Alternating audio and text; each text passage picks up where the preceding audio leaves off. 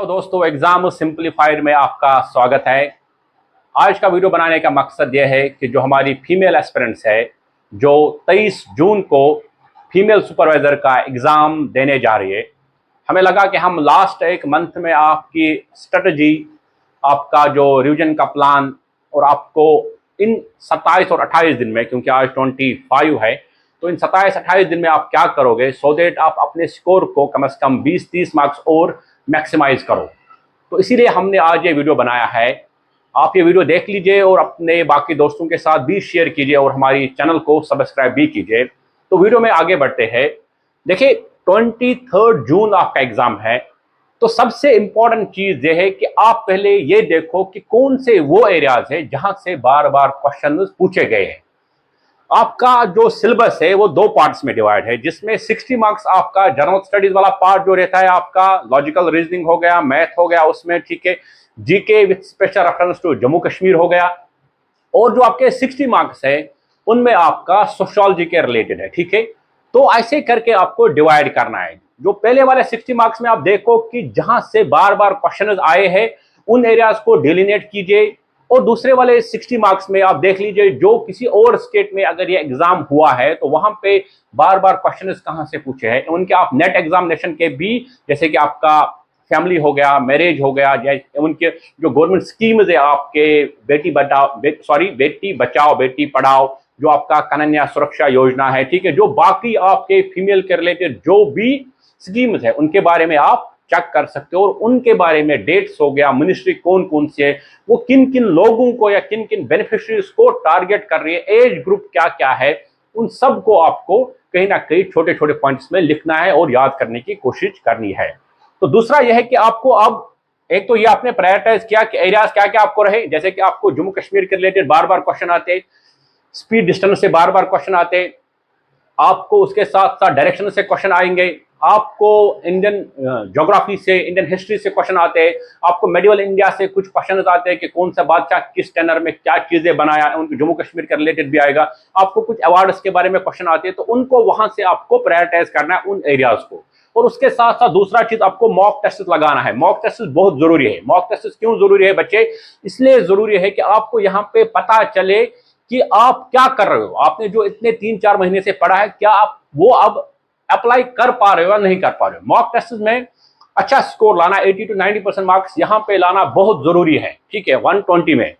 और उसके साथ साथ मॉक टेस्ट में वो सिली मिस्टेक्स को रेक्टिफाई करना वेरी वेरी इंपॉर्टेंट।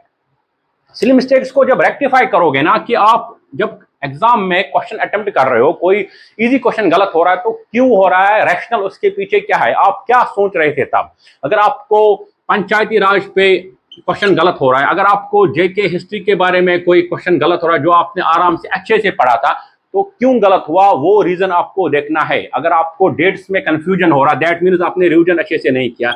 अगर आपको कंसेप्चुअल क्लैरिटी नहीं आ रही, कहीं आप कंसेप्ट नहीं समझ पा रहे हो, दैट मीन्स कहीं ना कहीं आपको वो चीज दोबारा पढ़ना है। तो मॉक टेस्ट यानी कि सिली मिस्टेक्स को आप मॉक टेस्ट के थ्रू आपको रेक्टिफाई करना है। उसके साथ साथ पीवाईक्यूज में लास्ट जब से हमने ये एग्जाम सिंपलीफाइड स्टार्ट किया है तब से मैं बताता आया हूं, चाहे वो केएस का एग्जामिनेशन हो या बाकी, कि पीवाईक्यूज आपके लिए, जैसा कि आप जंग में जा रहे हो, पीवाईक्यूज आपके लिए हथियार है, ये आपका एम्यूनिशन है।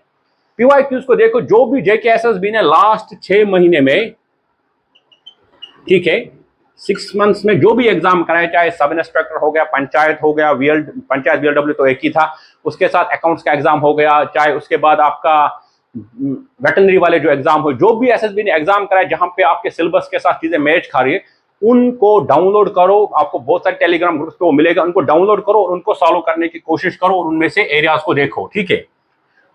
यहाँ पे सबसे इंपॉर्टेंट अब क्या है, वो है आपका रिवीजन। आप में से बहुत सारे बच्चों ने अच्छे अच्छे साफ साफ नोट्स बनाए होंगे, स्टिकी नोट्स भी बनाए होंगे।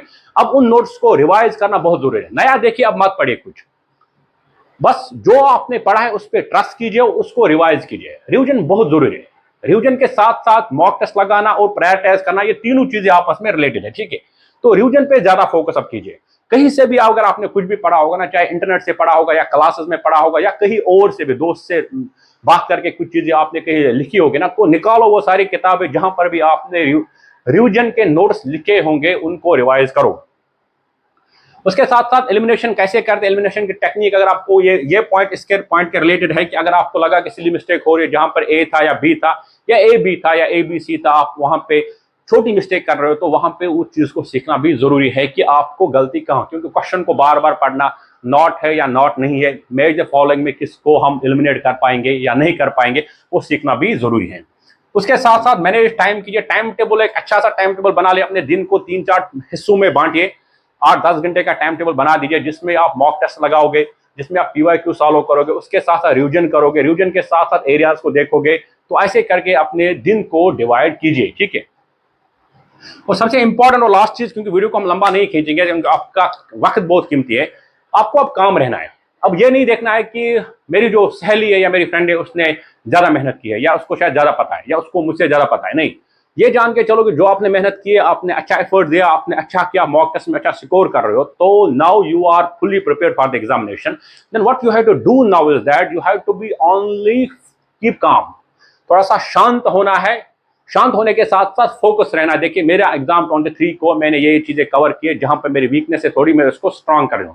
और इंपॉर्टेंट है, वीकनेस को कवर करोगे, लेकिन जो आपके स्ट्रांग एरियाज है ना, किसी का पॉलिटी होगा, इकोनॉमी होगा, किसी का सोशोलॉजी पर से होगा, उसको और स्ट्रांग कीजिए, उसके बारे में गलती की गुंजाइश नहीं है। जो स्ट्रांग एरिया है, स्ट्रांग एरिया में गलती की गुंजाइश नहीं होती, वहां पे आपको उसको और स्ट्रांग करना, उसके बारे में और मॉक लगा लीजिए और पढ़िए, ताकि स्ट्रांग एरिया में कोई गलती ना हो। अगर कोई मैथ में अच्छा है, रीजनिंग में अच्छा है, ठीक है, या इंग्लिश कंप्रेंशन में अच्छा है, तो उन चीजों पे और फोकस कीजिए ताकि उसको और स्ट्रांग करो। और सबसे इंपॉर्टेंट और लास्ट बात, गर्मी का महीना चल रहा है, जम्मू कश्मीर में भी गर्मी पड़ रही है, यानी कि श्रीनगर में भी और जम्मू में भी, तो अपने आप को हाइड्रेटेड जरूर रखिए, बहुत जरूरी है। ज्यादा से ज्यादा फ्लूइड्स का इंटेक कीजिए, ज्यादा से ज्यादा पानी पी लीजिए, अपने सेहत का बहुत बहुत ख्याल रखिएगा, तभी जाके एग्जाम में आप अच्छा कर पाओगे, ठीक है। तो किसी को भी अगर कोई भी डाउट हो, कुछ चीज समझ नहीं है, तो वो कमेंट सेक्शन में जरूर लिख लीजिएगा, ताकि हम उनके कमेंट्स को एड्रेस करेंगे। और एग्जाम से पहले हम एक और वीडियो लेके आएंगे, ताकि आप लास्ट मोमेंट पे आप क्या चीजें अपने जहन में रखोगे एटलीस्ट एक वीक पहले, ताकि आपका स्कोर मैक्सिमाइज हो जाए। Thank you very